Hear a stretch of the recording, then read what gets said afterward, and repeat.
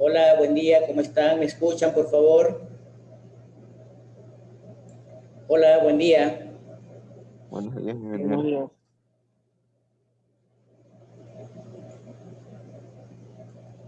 Bien. Bienvenidos a esta semana número 5 de hoy, lunes 7 de junio de 2021. Muy bien. Vamos a empezar con lo que estamos, apenas 8 estudiantes, y a explicar sobre la relación causa-efecto. Una vez que nosotros identificamos el problema central, hemos buscado sus causas y asimismo sus efectos o consecuencias. Bien, entonces ya ustedes están en capacidad de formular un problema, están en capacidad, aparte de determinar el árbol de problemas, tal como lo hemos visto en esta matriz. Bien. Entre las características que tenemos, pues, es que ustedes deben tener claro de que el problema es algo que está generando un malestar, es algo que está generando un conflicto. Hay que saber desde cuándo ocurre y por qué es necesario darle solución. En cambio, el conflicto es una situación de insatisfacción que ocurre. Es decir, hay que definir lo que sucede. Debe determinarse y describir claramente la situación compleja que se observa. El problema debe ser acotado, concreto, específico, debe ser delimitado y además perfectamente identificado. Y para esto se debe contar con la información necesaria para determinar con claridad la causa que genera el conflicto. Bien. Para esto es pertinente en que en este momento no se debe hacer mención a la solución, al proyecto, a la propuesta, sino por el contrario, se debe hacer exclusivamente la descripción del problema. Además, es importante que el problema se lo describa como una situación negativa que debe ser plenamente identificada a través de el diagnóstico o la metodología que ustedes utilicen a través de la observación, y en este caso también vamos a ver cuáles son las causas, cuáles son los efectos que se están generando una vez que hemos representado el problema y estamos describiendo una situación o estado negativo de la realidad. Esto debe afectar a una población dentro de un área geográfica específica. Por ejemplo, si encontramos que hay problemas en los laboratorios, o en este caso, vamos a tener insuficiente número de computadoras en el laboratorio 201 de la FACSI. Miren, estoy especificando laboratorio 201 de la FACSI. ¿A quiénes me van a afectar? A los estudiantes que hacen uso de ese laboratorio para sus prácticas de clases, para sus clases prácticas. Para esto, también nosotros podemos sistematizar, es decir, darle un orden, darle una coherencia, darle una especie de proceso a través de una técnica que se llama árbol de problemas. ¿Sí? A través de una técnica que se llama árbol de problemas. El nombre árbol se me parece o me da por sentido común la referencia de un arbolito. ¿Qué tiene un arbolito? Tiene tronco, tiene raíces, tiene flores, tiene hojas, ramas. Entonces, el tronco será el problema, las raíces las causas y las flores y las ramas serán los efectos. Esta técnica me permite identificar las situaciones negativas del problema y su relación causal. Bien.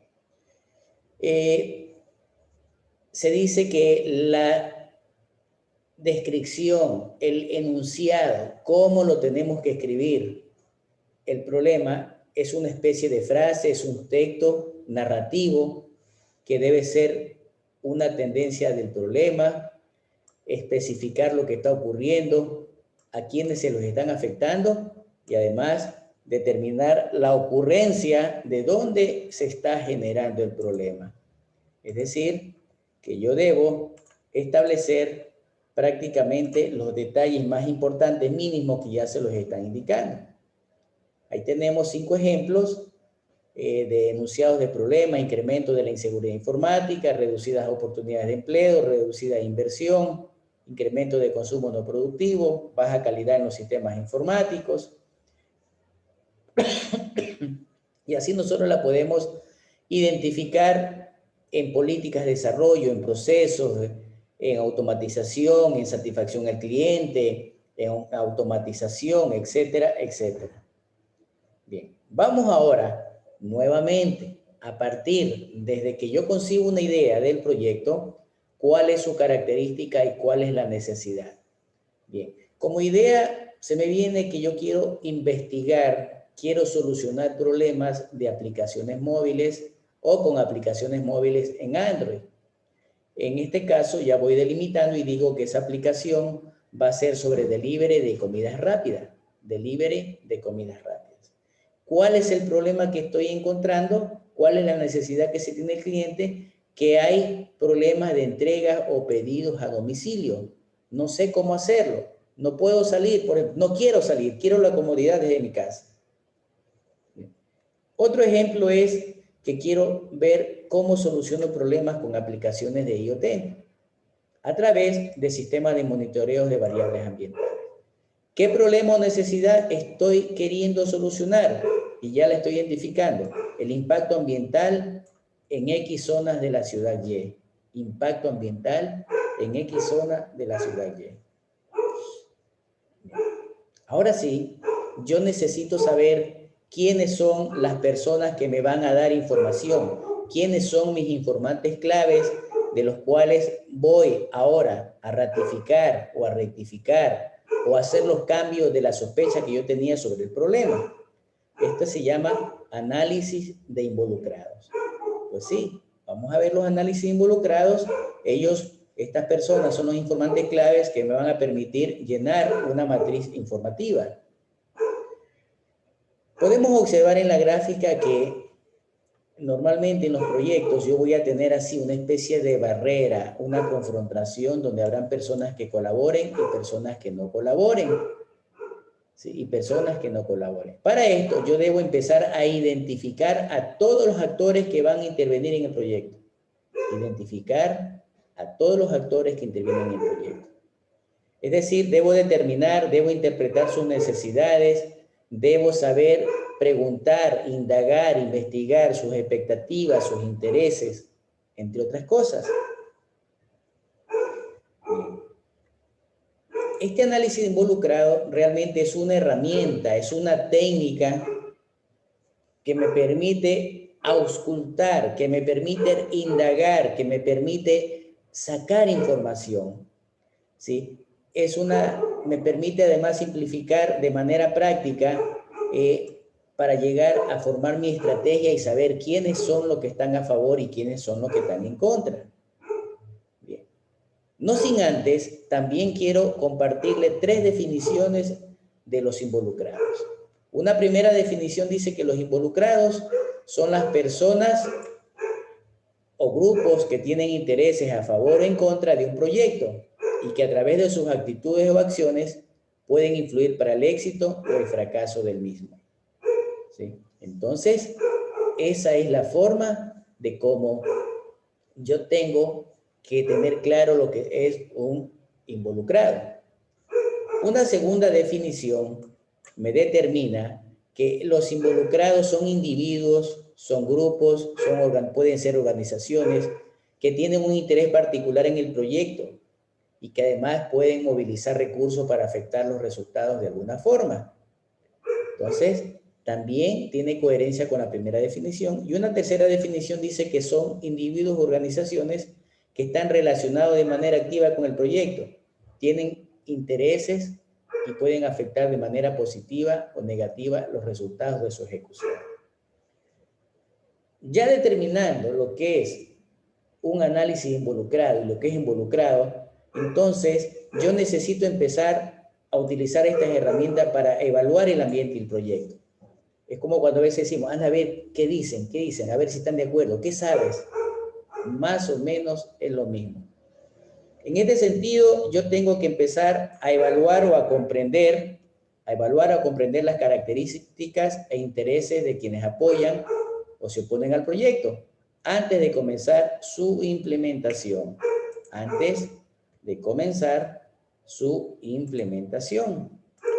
Bien. En este sentido, yo necesito empezar a elaborar estrategias para saber quiénes son los que están a favor, quiénes son los que están en contra. Por esta razón es que se debe hacer el análisis de involucrado. Bien, veamos algunos tips sobre los involucrados. Bien, si observamos la gráfica, yo puedo ver que normalmente el jefe, el ingeniero, quien va a hacer las veces de técnico, normalmente como que saca a relucir, yo soy esto, como queriendo indicar lo que él es. Bien, sin embargo, debo tener presente dos cosas. La primera, debo realizarlo en forma grupal, de tal manera que no tengo que estar repitiendo por partes cada una de las explicaciones, sino que ya lo hago de una manera general en la que prácticamente todos conocen. Sin embargo, de alguna forma, si yo veo que hay alguien que por allí está como un poquito en el limbo, como que no quiere participar, como que está a favor, como que está en contra, entonces lo puedo coger de manera individual. Pero son casos particulares. El análisis involucrado no es un trabajo fácil, es un trabajo bastante complicado. A veces es difícil de convencerlos, es difícil de llegar a un consenso, de ponerse de acuerdo. Vamos ahora a ver a lo que yo le he llamado el juego de las 7 diferencias. Bien, de manera gráfica, observamos que está el ingeniero solamente aplicando el diagnóstico tradicional, llamó en este caso al jefe de familia, no consideró a la esposa ni al hijo. Son errores que se cometen. Segundo, como lo dice allí, el técnico se coloca en una posición como diciendo yo soy el más chévere, el más bacán y tengo que estar de esta manera. Está ostentando el vehículo que tiene, el cuestionario que tiene en sus manos prácticamente está de parte de dominio de él y no da una posibilidad de diálogo, de consensualización. No se puede visualizar los temas, no hay un trabajo grupal y en donde prácticamente él tiene el control y toda la iniciativa. Entonces, no es recomendable la primera opción. Sin embargo, es como se lo viene realizando de manera tradicional. Lo recomendable es hacerlo de manera participativa, en donde todos puedan ver la información, en donde todos tengan oportunidad de opinar o de poder emitir su criterio favorable o desfavorable. Bien. ¿Cómo hacer el análisis de involucrado? Primero, identificar a los involucrados. Hago una lista de actores, bien, pero no de todos. Por ejemplo, si estamos hablando del laboratorio 201, ¿a quiénes involucro?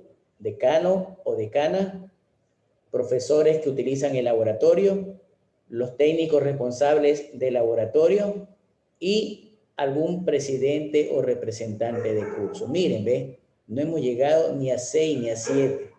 No significa que si hay 3 cursos tengo que invitar a todos los 120, 130 estudiantes que conforman los 3 cursos. Porque si no se me hace una lista de nunca acabar.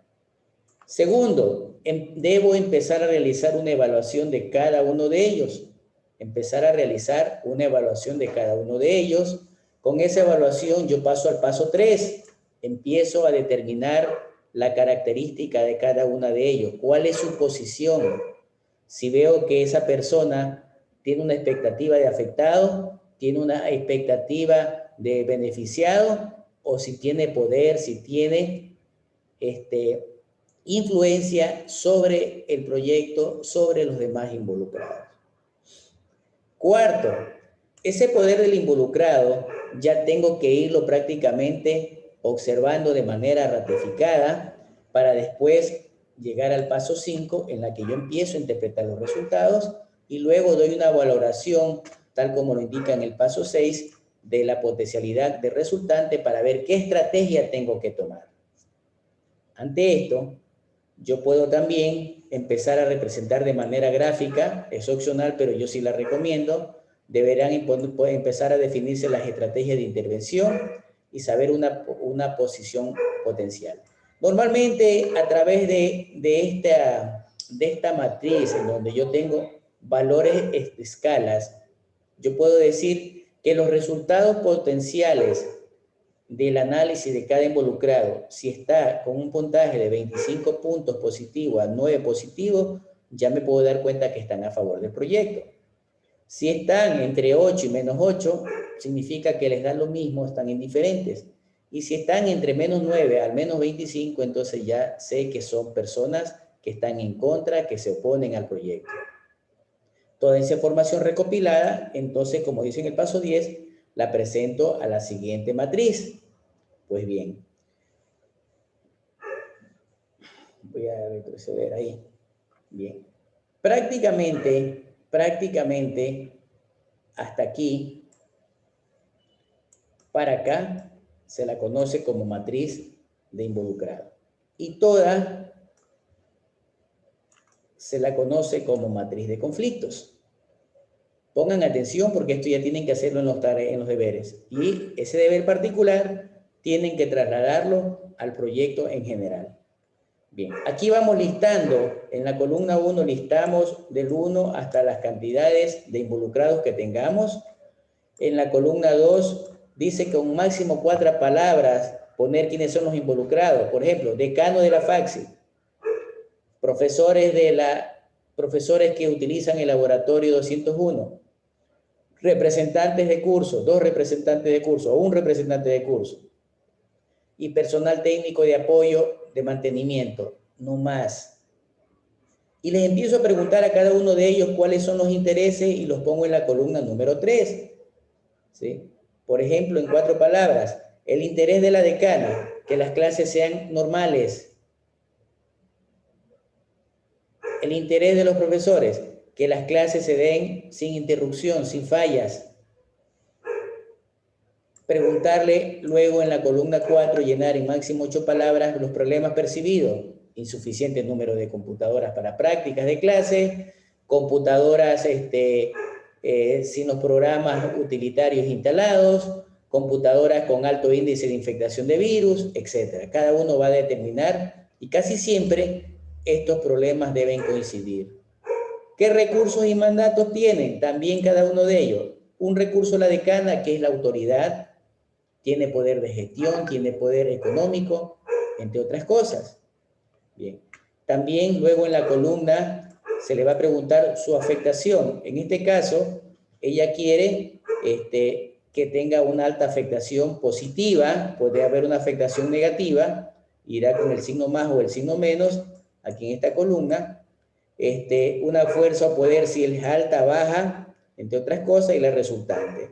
La resultante es la multiplicación entre la afectación y la fuerza o poder.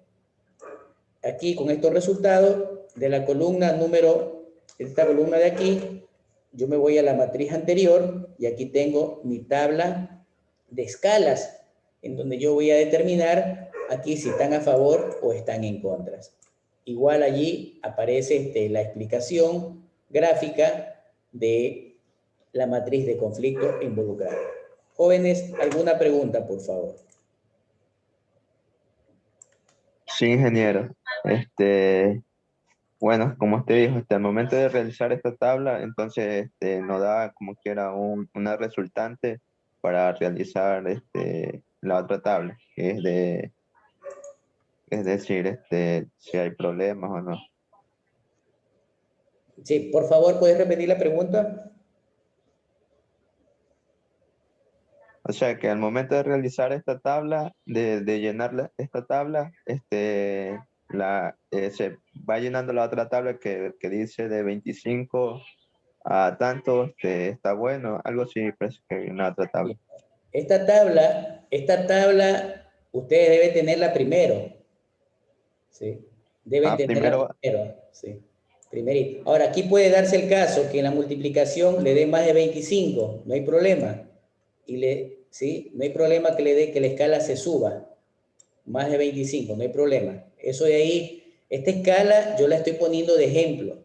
No es una escala fija. Es una escala que ustedes mismos la pueden crear. de tal manera que yo identifique a quienes están a favor, quienes están indiferentes y quienes se oponen. Es lo primerito. Una vez que ya elaboro esa escala, entonces yo voy a llenar esta matriz. Y en la última columna es donde, de acuerdo a los resultados, es donde yo voy a determinar si están a favor, si están en contra o si es indiferente. ¿De acuerdo? Hola. Sí, sí, ingeniero, sí. Y entonces primero es la otra tabla, ¿verdad? Sí, primero la tabla de escala, tienen que hacerlo ustedes, y luego trabajan en la matriz de involucrados y conflictos, y solamente la última columna, las dos últimas columnas, dependiendo de los valores que resultantes con la escala, ustedes les van a poner ahí si están a favor o si están en contra. Bien, en el formulario de las tareas, ahí tienen un ejemplo y pueden guiarse. Parece ser, bueno, no me sorprende, si casi ni entran a clase, peor han de entrar a revisar la información. Ya estamos semana 5. Dentro de 2 semanas tienen que presentar casi 2 o 3 deberes. No se confíen, por favor. No se confíen. ¿Sí? ¿Alguna otra pregunta? Por mi parte, ¿no?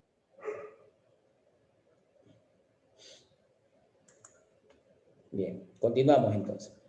Hay una opción de poder hacer un mapeo mental, es decir, un mapeo mental es un gráfico en donde yo los establezco, de una u otra forma, los actores que pueden ir desde el de mayor influencia hacia el de menos influencia.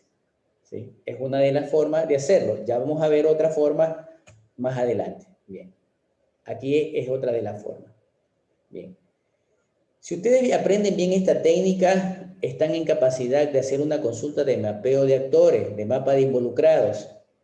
Bien, es decir, ustedes en un proyecto pueden establecer quiénes apoyan el proyecto y quiénes se oponen. ¿Sí?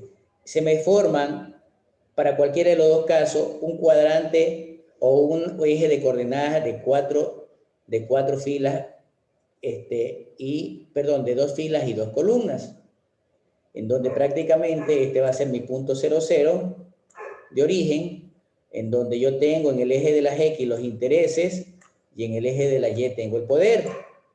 ¿Sí? Más cerca del eje, bajo poder, más alejado del eje, más poder. Más cerca del eje, bajo interés, más lejos del eje, alto interés. Bien, en este caso, yo aquí tengo dibujado, digo que los actores 1, 3, 4 y 5 son los que apoyan, mientras que los actores 2, 6 y 7 son los que se oponen. ¿Sí? Identifico de manera general. Bien. Por un ejemplo particular, yo puedo indicar que el involucrado 1, miren, ve, tiene un poder de 4 y tiene un interés de 3. Y vengo y los grafico. 1, 2 y 3. Tengo 1, 2, 3 y 4. Es decir, como que estuviera graficando un punto de una recta. Entonces, con el poder y con los intereses, yo ya puedo decir que el involucrado 1 tiene un alto poder, porque está en el cuadrante de arriba, tiene un alto poder y tiene un interés mediano, ¿sí? Porque está entre bajo y alto, un interés mediano. Interés mediano, pero tiene un alto poder. Es la forma de interpretar. Bien. Ahora sí, ¿cómo tengo que definir o cómo debo conceptualizar a estas personas? De acuerdo a la posición, si están apoyando o si no están apoyando el proyecto. Bien, esto fue sacado de un proyecto de consultoría de las Naciones Unidas. Bien. Los que apoyan, los de bajo poder pueden ser amigos o pueden ser los que están apoyando. Los de alto poder son los simpatizantes o llamados aliados. Mientras que en la oposición, los de bajo poder son siempre los que están criticando, son siempre los adversarios. Mientras los de alto poder son los que presentan obstáculos y normalmente son los enemigos. No se hace el proyecto. Miren, yo ya estoy dando la posición y le estoy dando la característica a cada uno de ellos. Bien. Hay que hacer un checklist. ¿Para qué me sirve esto? Porque yo necesito verificar que en los involucrados estén todos, no se hayan dejado de considerar ninguno. Bien, deben tomarlos en cuenta todos, hay que investigar sus potenciales intereses ocultos, que quizá a veces no los expresan públicamente.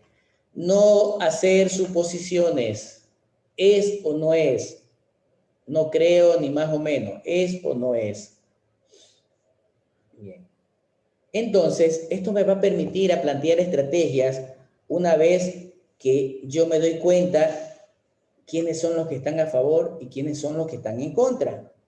Entonces, voy a plantear estrategias. Bien, pero para eso yo necesito saber la definición de lo que es una estrategia.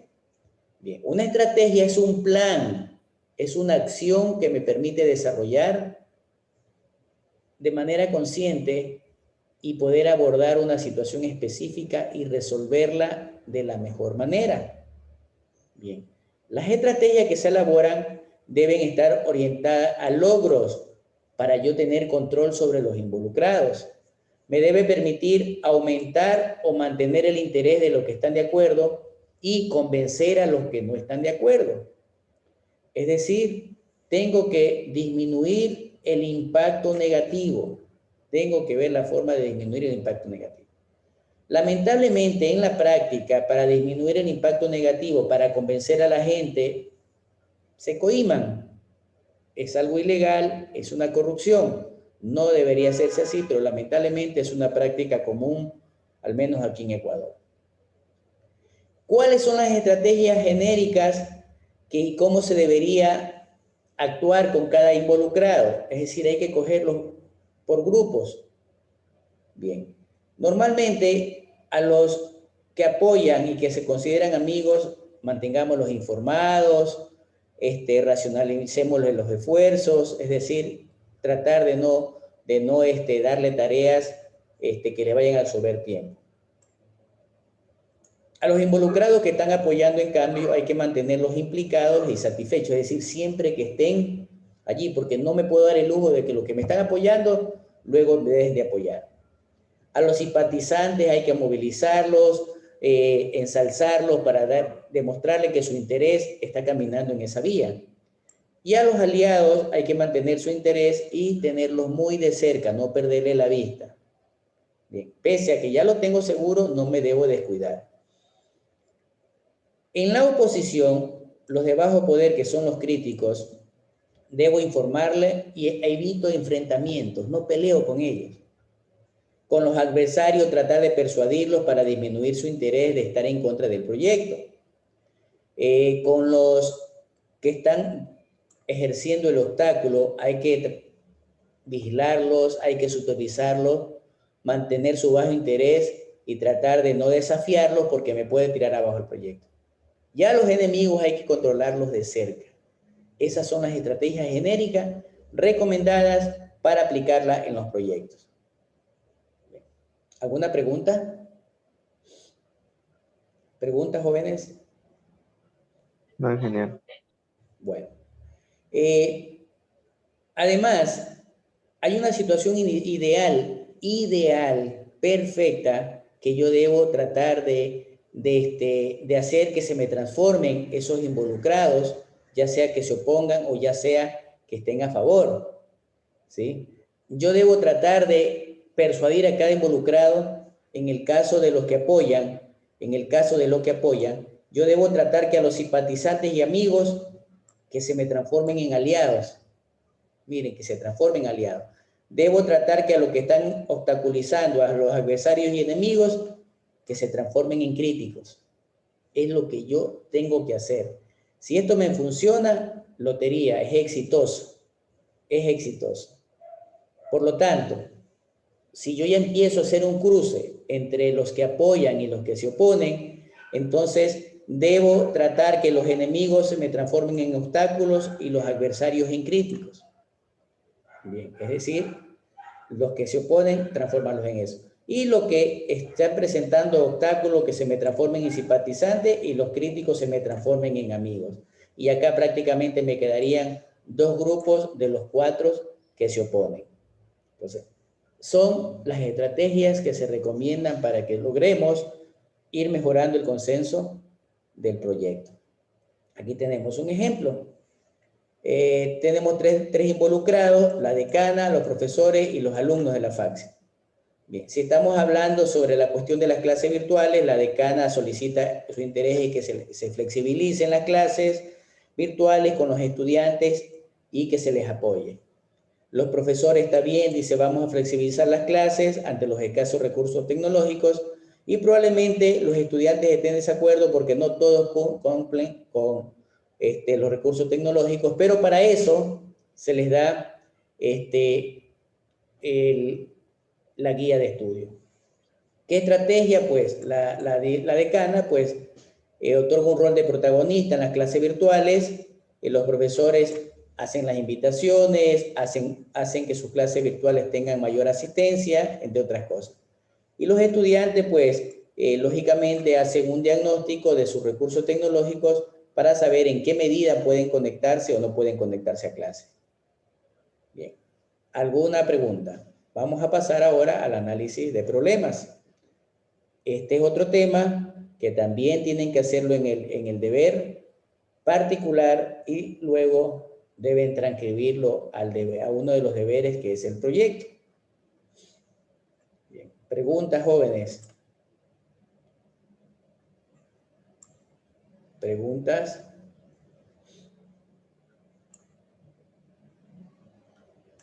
Bien, no hay. Vámonos al análisis entonces de problemas. Bien, vámonos al análisis de problemas. Entonces, ahora yo voy a recopilar la información que me dieron los informantes, que me dieron los involucrados. Esta información de aquí, ahora yo la voy a utilizar para armar un organigrama como este. Es un organigrama, se llama el árbol de problemas, se llama el análisis de problemas. Bien, ¿para qué o por qué lo tengo que hacer? ¿Para qué o por qué lo tengo que hacer? Pues bueno, cuando se empieza a preparar el proyecto es necesario identificar el problema y además identificar cuáles son las causas y cuáles son sus efectos. Por esa razón debo hacer el análisis de problema. El árbol de problema es una técnica que me permite determinar el diagnóstico de la situación existente. Dice que me permite identificar y analizar los problemas principales con sus causas y efectos. Me permite visualizar de manera gráfica, mediante un organigrama, toda la secuencia de mi problema. En él deben estar los principales problemas, sus principales causas, sus principales consecuencias, no todas. Y tengo que generar un gráfico y todo ese gráfico, este organigrama, las flechas que van enlazando cada cuadrito deben llevar una flecha hacia arriba, las causas abajo y el efecto arriba. Causa, efecto. ¿Preguntas? Por favor, pregunten, porque en las tutorías, que de hecho la semana pasada no se presentó nadie, ya tienen el enlace, no se va a tratar. Profesor, ¿me puede explicar el árbol de problemas? No voy a explicar nada de clase. Sí, por favor, es el momento, este es el espacio para preguntar. Preguntas.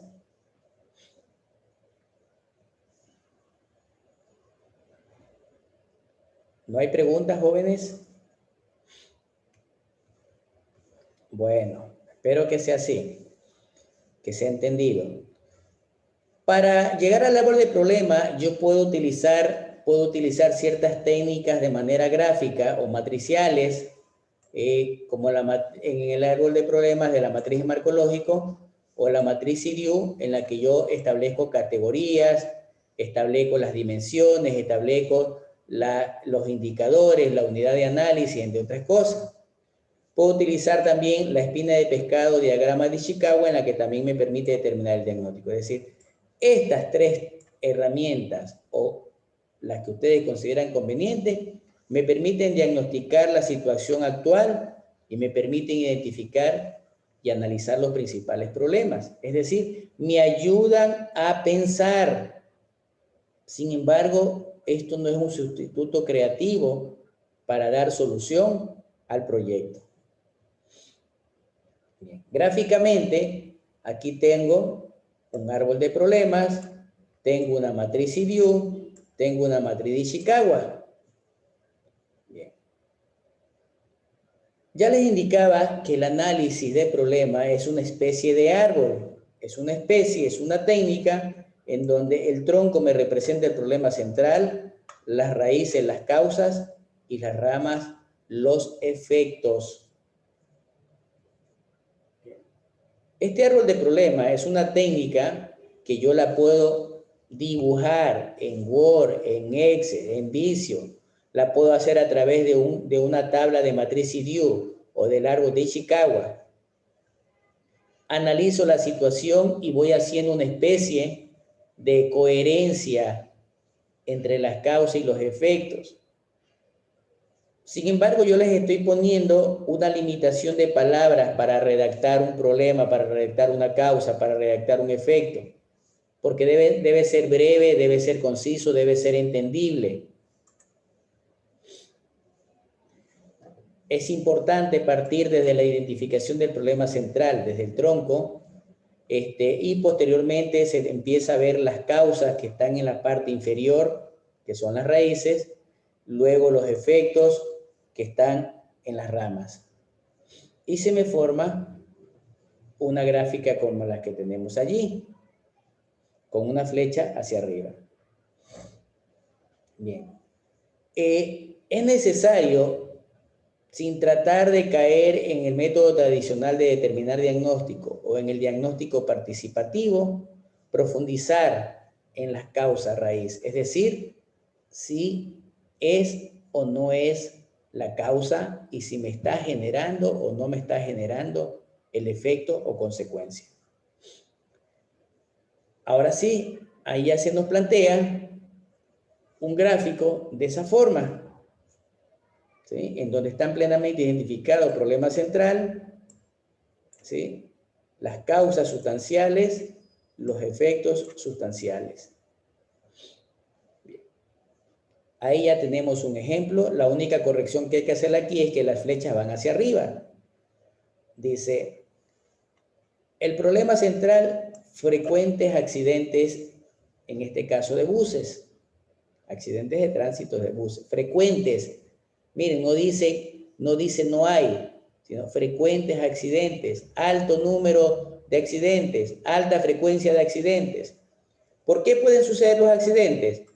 Por conductores imprudentes, porque los vehículos están en malas condiciones o porque las calles están en malas condiciones. Dice que a su vez, si los vehículos están en malas condiciones es porque ya son viejos o porque simplemente el mantenimiento no es adecuado. Miren, tiene la lógica. Los actos accidentes, ¿qué me generan? Heridos o muertos. Retraso al lugar de origen. ¿Y eso qué me genera? Me está generando desconfianza en la empresa de transporte. Desconfianza en la empresa de transporte. Pérdida de dinero, malestar, entre otras cosas. Preguntas, jóvenes, dudas. Debe haber coherencia.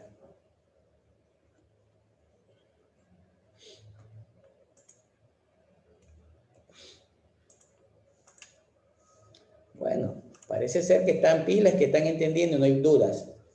Bien, aquí tenemos un segundo ejemplo. Aquí estoy aplicando la espina de pescado o de Ishikawa. Bien, ahora en la esquina de esa flecha se pone el problema.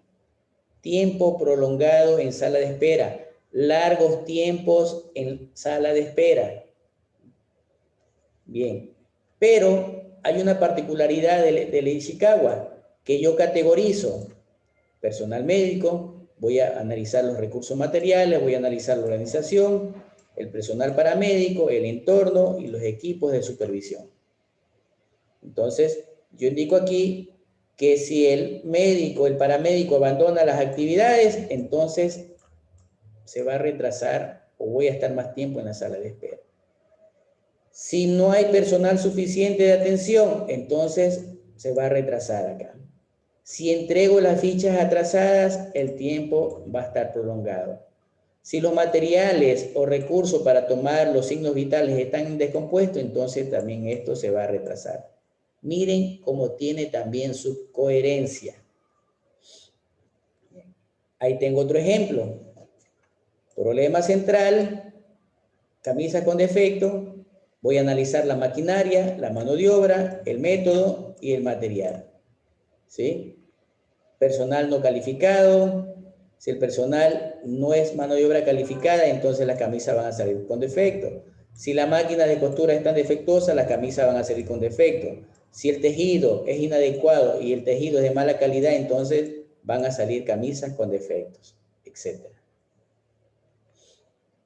Ahí tenemos otro ejemplo. ¿Sí? Aquí lo he hecho en dos partes. Tengo el problema central y tengo las causas. Si ustedes se la pueden analizar, tienen su coherencia. Luego tenemos la parte de los efectos, el problema central y qué me generan esos efectos. O aquí ya está unido el proyecto, está unido el árbol. Problema, causas, efectos. Problema, causa, efectos. Bien, ahí tenemos otro ejemplo. Problema, causa, efecto. El material ustedes lo tienen a disposición en la plataforma del TIN. Ahora vamos a ver la explicación de la matriz IDIU. La explicación de la matriz IDIU es una de las que personalmente más utilizo y las combino con, ya sea con Ishikawa o también con el árbol de problemas. Bien, yo las combino las tres. ¿Por qué razón? Porque en esta matriz IDIU se me está formando una matriz o un cuadro en la que yo en la primera columna pongo las categorías, ¿sí? En el segundo cuadro pongo las dimensiones, en el tercer los instrumentos y en el cuarto la unidad de análisis. Bien. Segundo, cuando yo pongo el factor, yo ya voy poniendo aquí las causas que me genera ese factor. Y dice que lo puedo hacer a través de observación y de una encuesta. ¿A quiénes? A estas personas. Entonces, todas estas dimensiones, todas estas causas que yo tengo aquí, van a hacerme un referente, una guía para poner las preguntas en las encuestas. A veces no sabemos ni qué preguntas poner. Ponemos una cosa en los objetivos y en las preguntas de las encuestas ponemos otras preguntas que no nos generan datos útiles para mi investigación. Bien, lo que le decía, ¿ve? Parto de la matriz IDIU y armo el árbol de problemas. El problema central, aumento de casos de virus. Tengo la categoría, ¿ve? Biológico, socioeconómico, cultural. Biológico, socioeconómico, cultural. Aquí abajo tengo las causas, ya de manera secuencial, y en la parte superior pongo los efectos. ¿Sí? Entonces, generalmente me gusta combinar la matriz IDIU con el árbol de problemas. Es decir, teniendo la matriz IDIU, es facilito llevarla como una transcripción de copia y pega. Y además me da la ventaja de que yo tengo las directrices para formar las preguntas de encuesta. Bien. Preguntas, jóvenes.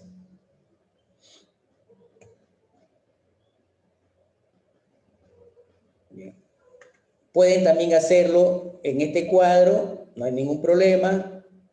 Problema central, causa 1, causa 2, causa n, consecuencia 1, consecuencia 2, consecuencia n, formulo el problema, ahí tengo el ejemplo, ¿sí? Embarazo en adolescentes, causas, dependiendo de las categorías, y tengo los efectos. Bien, esto tienen ustedes de tarea y tienen que transcribirlo al ejercicio del proyecto. Bien. Antes de terminar, vamos a establecer que el problema debe estar delimitado. Es decir, en el caso de este problema de embarazo en adolescentes, dice que está en el campo de la salud pública, en el área de ginecobstetricia obstetricia, perdón, embarazo en adolescentes es el aspecto, el tema, ahí lo tengo puesto, el problema central, entre otras cosas. ¿Sí? Entre otras cosas. O lo puedo establecer con esta limitación del problema de esta manera gráfica también. Puedo permitirme determinar ciertos aspectos, si cumplen o no cumplen, para yo estar bastante consciente de en qué medida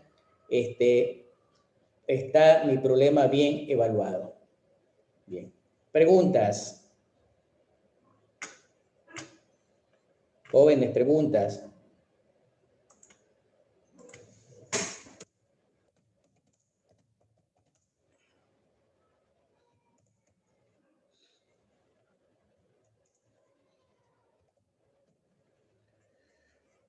Bien, parece ser que no hay. Bien. Hemos llegado al final de la clase. Hemos llegado al final de la clase, queridos alumnos. Espero que con el silencio que tuvieron ustedes, todo esté claro. Reitero, tienen material para empezar a trabajar con las siguientes tareas. Háganlas de manera anticipada, con tiempo, no esperen el último día. Bien. Antes de cerrar, pues si hay alguien que tenga alguna última duda, pues tiene la palabra para poderle ocultar las dudas correspondientes.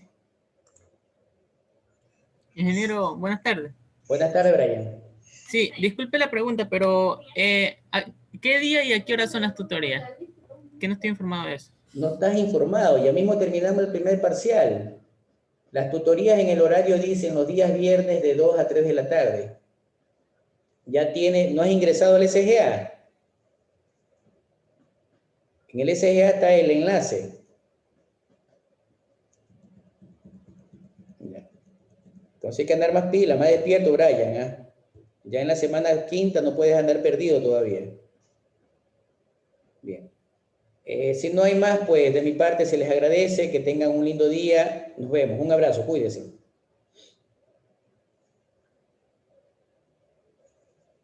Chao.